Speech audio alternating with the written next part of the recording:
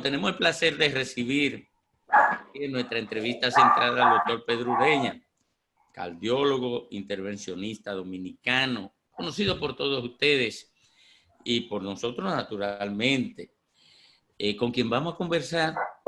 Bienvenido, doctor, buenas tardes. Buenas tardes, amigo, buenas tardes, Ricardo. Muchas gracias por la invitación. Hola, doctor, feliz de tenerla aquí. Usted sabe lo mucho que lo aprecio y que lo sigo, sobre todo en todos sus comentarios en las redes sociales. Me disculpo por mis perros, es parte de mi vida, están ahí vuelto locos, ladrando, pero bueno, la gente lo sabe. Doctor, la última vez que usted y yo hablamos en público, en un programa, usted era más partidario de que hubiese más cierre, incluso la posibilidad de un cierre total por 1 o 2 semanas. Pero de eso hace como 2 meses más o menos, y yo he visto que los datos en términos de positividad y letalidad han cambiado desde ese entonces. Ahora ha habido una flexibilización. Yo quiero saber qué opina usted de la variación en la curva, o al menos en los datos epidemiológicos, y de las medidas dispuestas. Muy bien, Leila, mira, indiscutiblemente que las medidas que se obtuvieron en un momento dado, específicamente el toque de queda, y yo entiendo que hasta cierto punto el uso de mascarillas de manera generalizada ha tenido un impacto en lo que sería la propagación del virus en la República Dominicana. Yo entiendo que eso no hay dudas, eso lo vemos manifestado en varios aspectos. El más importante quizás es el descenso que hemos tenido de pacientes graves en la unidad de cuidados intensivos. Así que yo entiendo que ha habido. Yo diría que, sin embargo, si tú me pidieras cuál hubiese sido mi opinión en términos de flexibilizar las medidas en este momento, no necesariamente hubiese estado tan de acuerdo. Yo sé que hay mucha presión a nivel de la sociedad, hay mucha presión económica, eso es entendible, la población está cansada, pero la realidad es que todavía nosotros tenemos una tasa de positividad que está un poquito alta para lo que se considera lo que son verdaderos controles cuando hay una pandemia como esta. Es decir, tener una tasa de positividad que en esta semana observa el 13%, todavía nos dice que hay una población importante con potencial de propagar el virus, y por tanto la flexibilización tiene que ser con mucho cuidado. Ahora bien, ya está hecho. Ahora, ¿qué tenemos que hacer? Yo creo que si vamos a flexibilizar horarios, esto tiene que ir acompañado de una vigilancia muy estricta epidemiológica. Y digo esto porque lo que tiene que pasar es que si en un momento dado estos números empiezan a subir, pues de inmediato tienen que tomarse las medidas. No esperar que empiece a saturarse el sistema hospitalario para entonces tomar las medidas. O sea que yo creo que esto debe ir acompañado necesariamente, para que sea efectivo, de una vigilancia epidemiológica. Y en ese sentido quiero decir que no estamos hablando de hacerle prueba al que venga, sino hacer búsqueda agresiva de pacientes asintomáticos. Esas 7.000 pruebas deberían estarse haciendo de manera aleatoria en gran parte del territorio nacional, de forma que nos dé una mejor idea de cuál es el perfil epidemiológico actual. Carlos. Doctor, entonces, con estos niveles, esta tasa de letalidad, de contagio, que como usted dice ha bajado y todos lo podemos percibir así, gracias a Dios. ¿Hay temor, doctor, de que pudiera ocurrir un repunte, de que pudiera ocurrir un rebrote, como le llaman? ¿Qué haremos con esto, doctor? Mira, una sociedad tan indisciplinada. Sí, definitivamente. Mira, yo creo que una de las cosas que yo he planteado desde un principio es que hay muchos ejemplos a ver, hay muchos ejemplos a seguir, y hemos visto lo que ha pasado en otras sociedades. Fíjate lo que está pasando en España y en Francia. Ellos llegaron a un nivel de positividad menos de un 1%, realmente, un nivel muy bajo, lo que los hizo a ellos sentirse que ya había suficiente seguridad para poder hacer una apertura prácticamente de manera generalizada. La semana pasada en Marsella empezaron otra vez a tener saturación de las unidades de cuidados intensivos.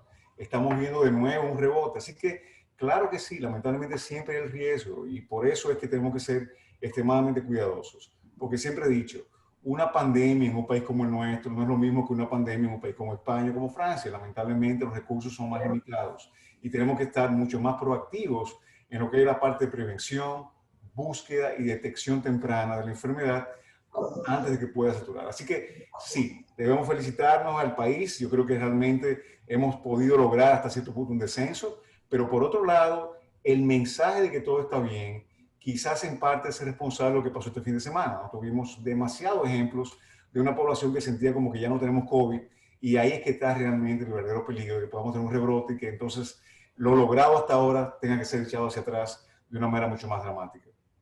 Doctor, esta situación puede que se prolongue más allá de lo que la gente puede estimar. Y por eso es tan importante la prevención a la que usted se refiere.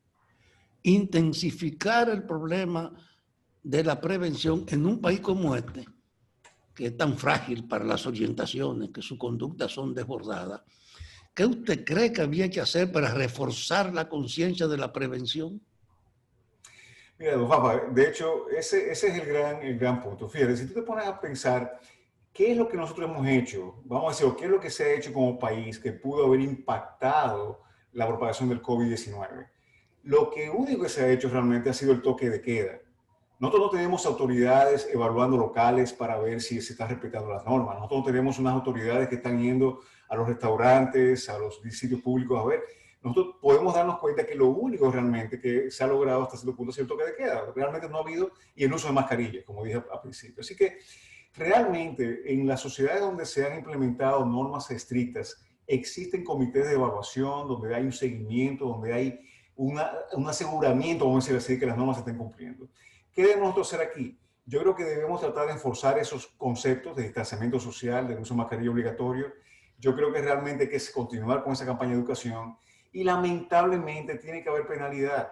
Aquellas personas que violan las normas deben ser penalizadas. Lamentablemente es lo único que funciona, porque en ninguna sociedad, incluso sociedades mucho más avanzadas, con un nivel de mucho mejor educacional que el nuestro, ustedes se fijan que lo que ha pasado, o sea, ha tenido que haber un enforzamiento de la parte estatal, de la parte de las leyes para que se puedan cumplir. Así que yo creo que por el bien de todos debemos reforzar esas medidas y deben ser enforzadas por las autoridades como forma de cumplirlas. En cuanto a la prolongación, totalmente de acuerdo. Yo creo que lamentablemente tenemos que prepararnos para lo que podría ser 1 o 2 años más con este virus. No creo que la implementación de la vacuna sea tan rápido como todos quisiéramos. Eso, sin embargo, lo que uno quiere es que este aumento o esta paliación que se ha obtenido se pueda mantener en el tiempo y esto podrá salvar muchas vidas. Si de repente tenemos un ascenso muy abrupto, pues obviamente, aunque el porcentaje de pacientes que fallecen es pequeño, cuando tú ves la proporción de infectados, pues entonces se hace muy importante. Así que definitivamente enforzar las medidas y que las autoridades se encarguen de eso, yo creo que sería una solución importante en un país como el nuestro. Doctor, mire, yo no conozco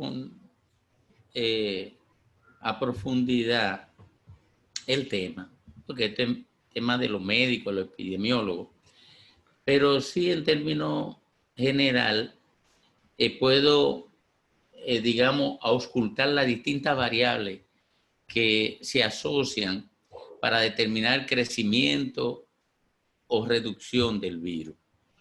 Y además, digamos que los elementos no sanitarios que hay que tomar en cuenta para la ejecución de una intervención sanitaria.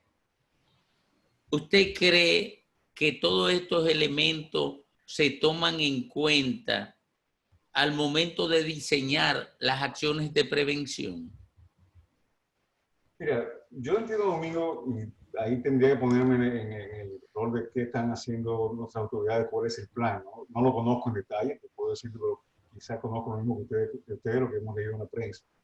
Pero definitivamente deberían tomarse en cuenta. Yo creo que la realidad es que, insisto, quizás esto es algo que yo he dicho mucho, tratemos de emular los ejemplos que han funcionado. Yo creo que tenemos varios ejemplos. Aunque sean, perdóneme ahí, doctor, aunque sean en realidades totalmente diferentes a las nuestras. Mira, ¿usted cree que son exportables los modelos y aplicables con la misma certeza de éxito? Definitivamente no con la misma certeza, quizás, Domingo, pero sí vamos a decir que reproducirlo hasta cierto punto es lo único que nos podría garantizar hasta cierto punto un buen resultado.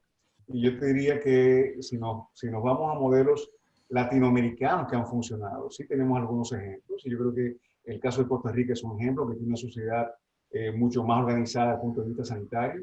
Tenemos casos básicamente en otros países, obviamente desarrollados, pero donde hay normas que pudiesen aplicarse en países como el nuestro. Sencillamente es una cuestión de tener la voluntad de hacerlo. Ahora, lo que no podemos hacer es cruzarnos de brazos y decir, bueno, vamos a dejar que las cosas sigan porque somos un país pobre, tercermundista, vamos a dejar que realmente una cantidad irreparable de personas se pierdan.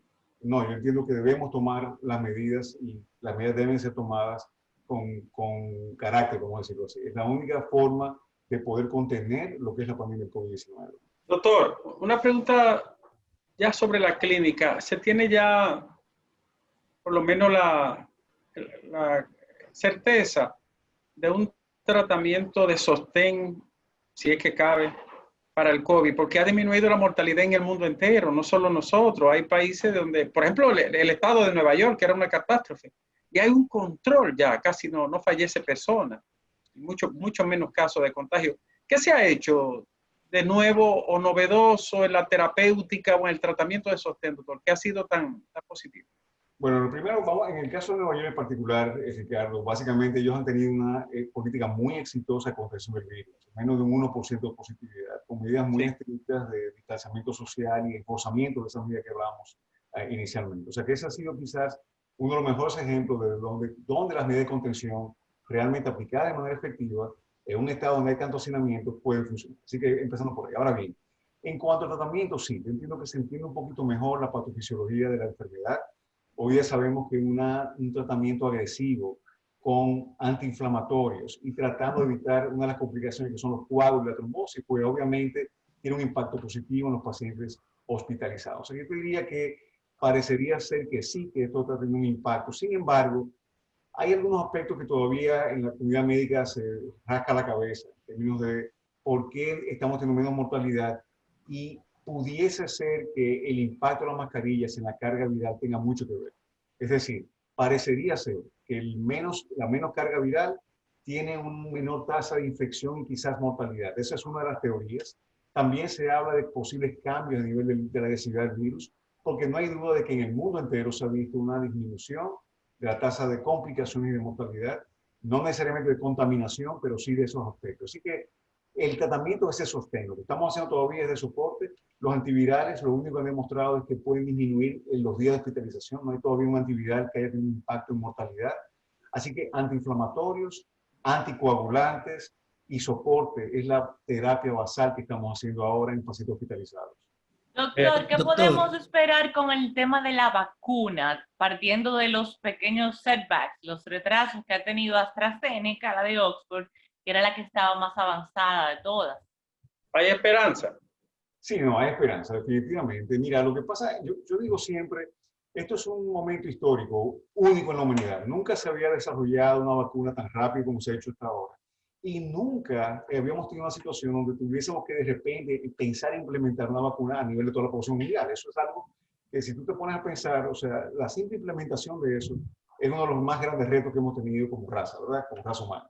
Ahora bien, estos setbacks son muy normales en el desarrollo de cualquier procedimiento y sobre todo en el caso de una vacuna de una partícula viral muy particular, porque es RNA, que no es lo que son las vacunas comunes. Así que realmente hay un proceso que tenemos. Ahora, ¿qué es lo importante aquí? Y quizás ahí es que tenemos que ser muy enfáticos. Tenemos que estar seguros, valga la redundancia, que la vacuna es segura.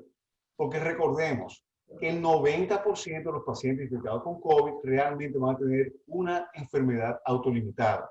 Por tanto, yo tengo que dar una vacuna que esté seguro que va a ser menos mala que la enfermedad. Ese porcentaje de pacientes vulnerables, lamentablemente, también usualmente es más vulnerable a los efectos secundarios de cualquier tratamiento que hagamos incluyendo vacunas. Así que es un reto, pero yo entiendo que esos setbacks son normales y lo que se está haciendo es trabajando para ver cómo se puede llegar a demostrar seguridad y efectividad, que no necesariamente una debe predominar sobre la otra. Las dos tienen que ser vacunas seguras y efectivas, y eso es lo que se está probando en este momento. Doctor. Perdón, ¿cuándo se va a tener esta vacuna lista? Personalmente no pienso que antes del año que viene, mediados o finales quizás, el último trimestre del año, pudiésemos quizás empezar a ver ya aplicación clínica. Eso es lo que yo pienso. Quizás estoy equivocado, ojalá equivocarme en ese sentido, pero recordemos que la implementación ya a nivel de la población en general va a tomar mucho más tiempo. Doctor, hay una situación que parece que este virus va a dejar un efecto secundario, porque la gente con todas las privaciones, con toda la atención, supongo que tiene afectaciones mentales o circulatorias. ¿Es así? Mira, absolutamente, Pablo. Yo digo, aquí hay un aspecto que no se menciona mucho y es la otra pandemia, que es la pandemia emocional. O sea, realmente esto ha sido una carga muy fuerte para las familias, ha sido una carga muy fuerte sobre todo para la población anciana. Muchos pacientes que por ser más vulnerables, la familia lo aíslan completamente. Yo tengo una cantidad de pacientes en depresión. A mí me tienen preso aquí en mi familia, en mi casa. No, y es una realidad. O sea, yo tuve una paciente este fin de semana que me llamó y decía, doctor, yo tengo 6 meses que no llego ni a la puerta siquiera. O sea, pidiéndome permiso para ver si podía salir a dar una vuelta con su mascarilla, para ver la ciudad, porque no la había visto en 6 meses. O sea, claramente esto es algo terrible. O sea, a distancia, los nietos, los abuelos, los hijos de los padres, ese aislamiento, no hay duda que tiene un impacto muy importante. Y claramente sabemos que hoy día los problemas emocionales tienen un impacto a nivel cardiovascular. Así que hay una relación. Y es algo que estamos viendo en la práctica diaria. En cuanto a problemas circulatorios, te digo hoy día lo mismo también. El estar sedentario en un apartamento encerrado, en una casa encerrado tantos meses, también tiene un impacto. ¿Qué es lo que tenemos que tratar? De ver cómo buscamos un mecanismo de compensación. O sea, tratar de caminar en la casa, tratar de salir con su mascarilla y tratar de guardar el distanciamiento. Porque nadie está abogando porque todo el mundo esté encerrado todo el tiempo. Sencillamente que cuando vayamos a salir tenemos que hacerlo, guardemos las medidas, la mascarilla es importante, el lavado de manos frecuente, esos son dos aspectos muy importantes que ayudan a mantener el distanciamiento. El problema, y quizás me estoy tomando mucho en esto, cuando hablamos de toque de queda en las noches y por qué esto pudiese impactar la propagación, es precisamente porque las actividades que se llevan a cabo de noche conllevan a quitarnos la mascarilla. Para yo tomar tengo que quitarme, para comer tengo que quitarme. Entonces, eso es lo que una de las causas de por qué ahora mismo, por ejemplo, en Marsella, se hizo un estudio epidemiológico de dónde tuvo la mayor fuente de contagio. Y la mayor fuente de contagio y propagación fueron precisamente los restaurantes y bares. Bueno, doctor, eso es un aspecto importante. bueno, doctora, agradecemos muchísimo sus orientaciones, como siempre, punteras.